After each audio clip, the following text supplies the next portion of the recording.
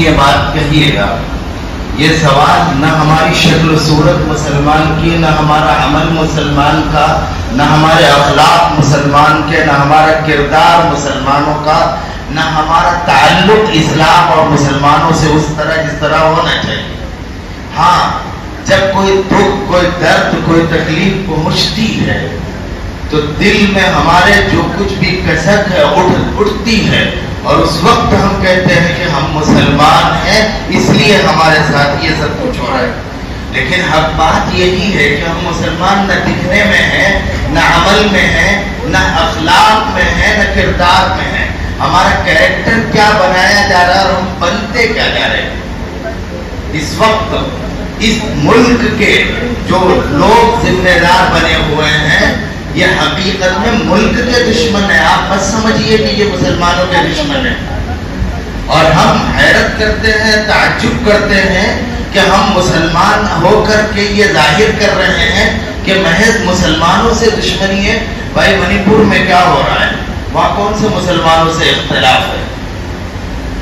اور ابھی جو نوٹ میں یہاں پر واقعات ہوئے اس میں محض مسلمانوں کا مسئلہ نہیں رہا ہے، بلکہ اس علاقے کے جو اصل میں رہواسی مسلمان تھے وہ اور غیر مسلم بھی تھے، وہ بھی دونوں ایک ساتھ کھڑے تھے، کیونکہ یہ اصل میں جو ہنگامہ برپا کیا گیا یہ ملک کی دشمنی کی بنیاد پر ہے۔ میں تو صاف کہتا ہوں اور سمجھتا ہوں، اور ہمارے اندر جو کیفیت ہے وہ کیفیت ہماری اتنی بگڑ چکی ہے کہ ہم مسلمان ہو کر مسلمان نہیں۔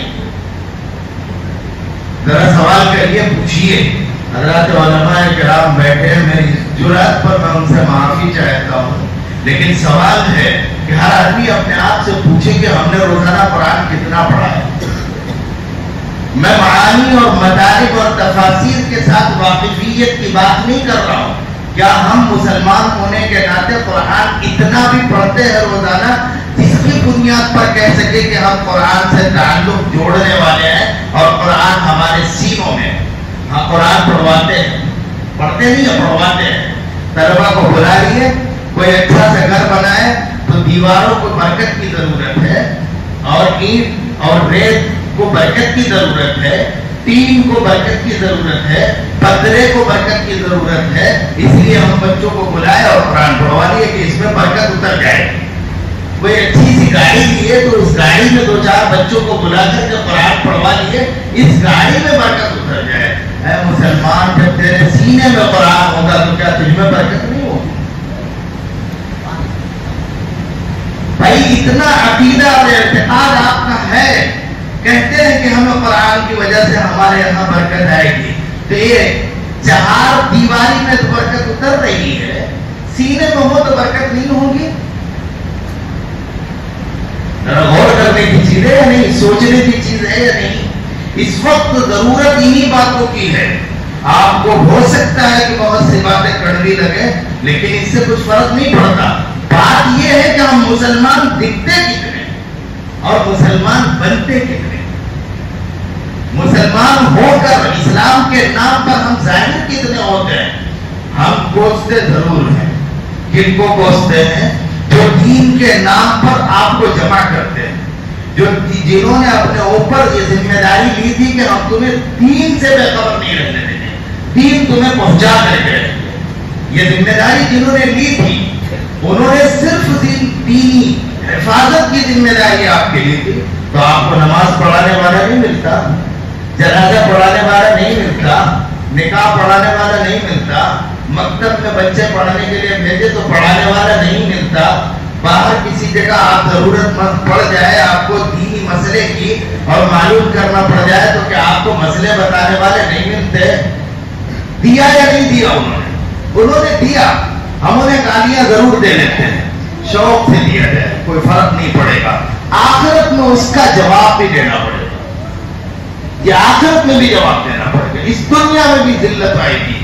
پہلی بنیاد یہ ہے کہ ہم اپنے آپ کو کتاب اللہ سے جوڑیں اور قرآن کریم کے ساتھ اپنے آپ کو تعلق جوڑنے پر اپنے لیے فخر کریں اور شکل سے ہر جگہ مسلمان بنے۔ آپ نکل جائیے، گاڑیوں میں بیٹھے ہوئے ہیں، ٹرینوں میں چلے، کتنے مسلمان نظر آتے ہیں؟ میں ایک مرتبہ سفر میں تھا اور رات کا وقت تھا، پلین میں بیٹھا، بازو میں میرے بازو میں ایک صاحب بیٹھے تھے، تو وہ میرے اس طرف بیٹھے تھے، میں اس طرف بیٹھا تھا کھڑکی کی طرف، وہ سوتے تھے گر پڑتے تھے، تو میں نے ان کو کہا کہ بھائی صاحب آپ ادھر آ جائیے، میں ادھر آ جاتا ہوں، تو بیٹھ گئے، ان کو ادھر کر دیا کہ بھائی سو رہے ہیں، ان کی تکلیف کچھ کم ہو۔ اس کے بعد کیا ہوا، وہ بیٹھے رہے، میں ان کو بالکل ان کے ہاتھوں میں کڑا دیکھ کر کے، ان کے کانوں میں بالیاں دیکھ کر کے میں یہ محسوس کر رہا تھا کہ یہ کوئی مسلمان نہیں ہے، اور میں سمجھ رہا تھا کہ اس کو جب میں دعوت دوں گا ادھر آنے کے لیے، اس کو آسانی پہنچاؤں گا، تو اس کو اسلام کا اثر اس کو سمجھ میں آئے گا، تو مسلمانوں کا اثر ہے۔ لیکن جب وہ بیٹھے تھوڑی دیر کے بعد فون آیا تو سلام کرتا ہے، السلام علیکم۔ جب ہم اترے ایئرپورٹ پہ، تو اترنے کے بعد وہاں فون آیا، جیسے فون آیا کرتے ہیں السلام علیکم، پلین اترنے کے ساتھ ہی اس میں نیٹ ورک آ جاتا ہے موبائل میں، اترنے کے ساتھ ان کو فون آیا السلام علیکم۔ میں نے سوچا لا حول ولا قوت الا باللہ، میں اسے غیر مسلم سمجھتا آ رہا تھا، تو مسلمان ہے۔ میں نے پوچھا کہ نام کیا ہے، نام بتایا عبد الماجد یا عبد الواجد، ایسے کچھ نام بتایا، مجھے حیرت ہوئی، تو میں نے ان سے دو چار باتیں کہی۔ میں نے کہا آپ کیوں ڈرتے ہیں اپنے آپ کو مسلمان بن کر کے دیکھنے میں، کیا وجہ ہے، کیوں متاثر ہو رہے ہیں دنیا سے، اتنا زیادہ آپ پر رعب ہے؟ یاد رکھیے اگر آپ اسی طرح مرعوب ہوتے رہیں گے اور مرعوب کیا جائے، یہ جو حکومت ہے اور اس کے پس منظر میں جو لوگ ہیں یہ آپ کو مرعوب کر کے آپ سے آپ کا ایمان چھیننا چاہتے ہیں، آپ مرعوب مت ہوئیے۔ اور یہ بات بھی سمجھ لیجیے کہ جو قرآن کی تعلیم حاصل کر لیا، اس نے ایک تعلیم حاصل کی ہے، وہ پڑھا لکھا ہے، اسے نہیں سمجھنا چاہیے کہ مجھے پڑھا لکھا نہیں ہوں میں، اگر وہ انجینئر ہے، ڈاکٹر ہے، تو جو کام وہ کرتے ہیں وہ آپ نہیں کرتے، جو آپ کرتے ہیں وہ ان کے ماں باپ بھی نہیں کر سکتے، کر لیں گے؟ ہر آدمی اپنے آپ میں ایک کام کرتا ہے، انجینئر صاحب جو کام کرتے ہیں ڈاکٹر صاحب کر لیں گے کیا؟ یہ کیسے مطالبہ شروع ہو گیا کہ مولوی ہونے کے معنی یہ کہ وہ ڈاکٹر بھی ہو، انجینئر بھی ہو، اور اس کے علاوہ سارے مسائل کو وہ جانتا بھی ہو دنیا کے، یہ عجیب ہے مقالہ بات ہے۔ ایک سبجیکٹ ہے آدمی کا، اس چیز میں وہ اپنے ماہر ہے، اس میں وہ آپ سے نہیں آ کر کے سوال کرتا ہے، آپ اس سے تاریخ بھی پوچھتے ہیں، بہت سارے مسائل اور دنیا بھی پوچھتے ہیں، وہ اس کو بھی حل کرتا ہے، اس کا احسان ہے، ورنہ کہنا چاہیے کہ جائیے میں اس کا ذمہ دار نہیں، میں نہیں جانتا۔ لیکن پھر بھی لوگ کہتے ہیں کہ مولوی ہے، حافظ ہے، قاری ہے، تو اسے کچھ نہیں آتا۔ بھائی کچھ نہیں آتا تو تجھے آتا ہے کیا، دور سے آتا ہے؟ میں تو خود بہت سارے لوگوں سے واقفیت ہے اور بہت سارے لوگوں سے واسطہ بھی پڑتا ہے، میں اپنے اسی زبان کی وجہ سے بہت سارے لوگوں کے نزدیک مغرور ہو جاتا ہوں، ڈائریکٹلی کہہ دیتا ہوں کہ جو چیز ہمارے یہاں نماز بھی پڑھاتے، مسجد کے امام بھی ہے، مدرسے میں بھی پڑھاتے، مکتب میں بھی پڑھاتا ہوں، مکتب بھی پڑھاتا ہوں اور مدرسے میں بھی جا کر کے پڑھاتا ہوں، یعنی نورانی قاعدہ سے لے کے بڑی کتابوں تک سب پڑھاتا ہوں، لیکن اللہ کا شکر مرعوب نہیں ہوتا ہوں۔ ہمارے یہاں خود ایک صاحب آئے بیٹھے ہوئے، بولے مولانا انگلش کچھ دو چار ورڈ بولے، مجھے کہنے لگے، میں نے کہا بھائی دیکھو یہ میں زبان نہیں جانتا ہوں اور میں کسی انگریز کا پالتو کتا نہیں ہوں آپ کی طرح کہ میں اس کے پیچھے اسی زبان کا استعمال کروں، میں اپنے ملک میں رہتا ہوں، اپنی زبان جانتا ہوں، اپنا کلچر جانتا ہوں، اپنی بات جانتا ہوں، تمہاری طرح میں کسی کا غلام تھوڑی ہوں، یا انگریزوں کی غلامی آج تک مسلط ہے ہمارے ملک کے لوگوں پر، اس لیے ان کی زبان استعمال کرتے ہیں، ورنہ کوئی ضروری تھوڑی ہے اس زبان میں، آپ کو اگر بات کرنا ہے تو میری زبان میں بات کریے، ورنہ میرے اوپر ضروری نہیں کہ میں آپ کی زبان کو زبردستی سمجھنے کی کوشش کروں۔ تو انہوں نے کہا کہ مولویوں کو جو زبان آتی ہے، وہ آج جو موجودہ زبان ہے اس کو مولوی نہیں جانتے، یہ کتنی کمزوری کی بات ہے۔ میں نے کہا جو میں جانتا ہوں وہ تم نہیں جانتے ہو، تو یہ کتنی کمزوری کی بات ہے۔ تمہیں نہیں پتا کہ استنجا کیسے کرنا ہے، بتاؤ جانتے ہو استنجا کرنے کا طریقہ؟ ان سے یہی پوچھا، کہنے لگے کہ اس میں بھی کون سا طریقہ، آدمی جاتا ہے ضرورت پوری کر لیتا ہے۔ میں نے کہا یار اگر ہمارے یہاں مکتب کے بچوں کے سامنے بول دو گے نا تو وہ کہیں یہ نہ کہتے کہ تم مسلمان نہیں ہو۔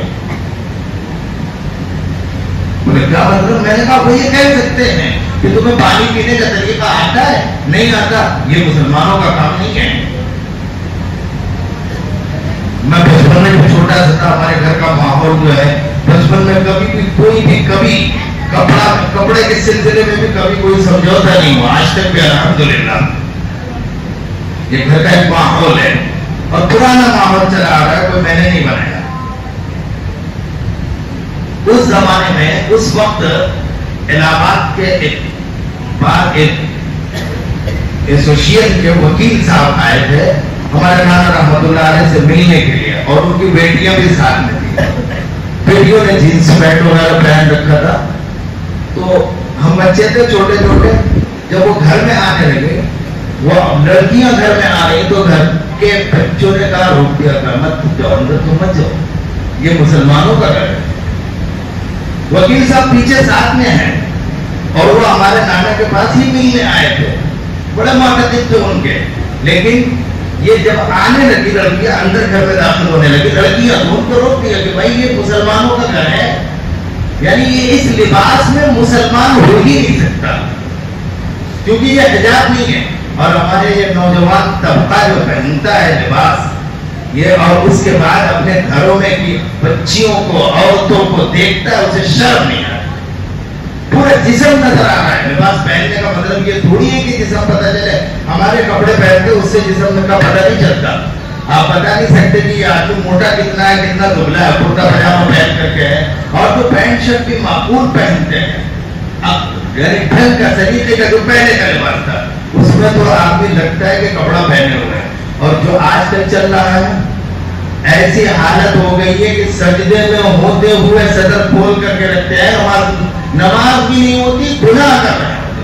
قرآن کریم میں لعنت بھیجی گئی ہے یہود پر, بنی اسرائیل پر. وہاں ایک عجیب و غریب بات کہی گئی ہے کہ یہ لوگ گناہ میں حد سے آگے بڑھ گئے ہیں, اس لیے ان پر یہ لعنت کی گئی. لَعِنَ الَّذِينَ كَفَرُوا مِن بَنِي إِسْرَائِيلَ. وقت کم ہے نا اس لیے میں بتا رہا ہوں, بس اتنا سمجھیے. وہاں لعنت جو بھیجی گئی دو اولو العزم پیغمبروں سے, وہ دو سبب ذکر کیے گئے. اس میں ایک سبب یہ کہ گناہ میں حد سے آگے بڑھ چکے ہیں. اب اس سے زیادہ ہم حد سے آگے کیا بڑھیں گے کہ نماز پڑھ رہے ہیں, سجدے کی حالت میں ہیں اور صدر کھولے ہوئے ہیں. گناہ نہیں, صدر کھولنا حرام ہے. اور آدمی اگر اس حرام کام کا نماز میں ارتکاب کر رہا ہے تو کیا وہ گناہ نہیں کر رہا ہے کیا؟ جو علماء کرام تشریف فرما ہے آپ ان سے پوچھ سکتے ہیں.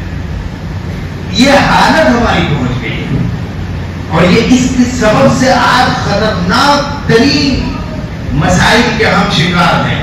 اس کا حل صرف یہی ہے کہ پکے مسلمان بن کر کے سامنے آئے, ظاہر میں بھی مسلمان دکھے, اخلاق کردار اور اعمال کے اندر بھی ہم مسلمان, نوجوان بچے اور بچیاں.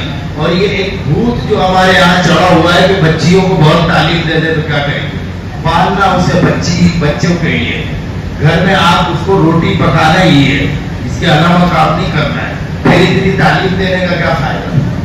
ضرورت کے وقت آپ تعلیم دیجیے, اور اگر ضرورت ہے کہ ڈاکٹر اور انجینئرز بنائے تو انہی اداروں میں تعلیم دیجیے جہاں پر واقعی پردے کا اور معقول انتظام ہے. ورنہ لعنت ہے ایسی تعلیم پر جس میں ہماری عزت نیلام ہو اور ہمارے ایمان کو پر حملہ ہو رہا ہو. لعنت ہے, اس تعلیم کو کوئی فائدہ نہیں ہے. اور یہ بھوت ہے ہمارے نسل والے, کہتے ہیں کہ ہم پڑھاتے ہیں نوکری ہم کو نہیں ملتی, تو پڑھا کا ہے برے بھائی, نوکر بنانے کے لیے تو پڑھاتے ہو, اور کہتے ہو نوکری ملنے کے لیے. اور یہ کون سا کمال ہے کہ آپ پڑھ لکھ کر کے بڑے بن کر کے نوکر بن جائیں کسی کے جوتے اٹھانے والے؟ آپ کے اندر تو یہ صفت ہونی چاہیے کہ چار آدمی کو اپنے ماتحت رکھیں. یہ مسلمانوں کا ذہن کہاں سے ہو گیا کہ نوکر بنے, غلام بنے؟ یہ کون سی عادت ہے؟ یہ شرافت کے خلاف سوچ ہے. دنیا میں اس سوچ کو عام کیا گیا. ہمارے مسلمان بھی اس سے متاثر ہو گئے. وہ جو پنچر بناتا ہے نا وہ بھی اپنی طاقت پہ رہتا ہے, ریڑھی لگاتا ہے وہ بھی اپنی طاقت پہ رہتا ہے, لیکن ملازم اپنی طاقت پہ نہیں رہتا.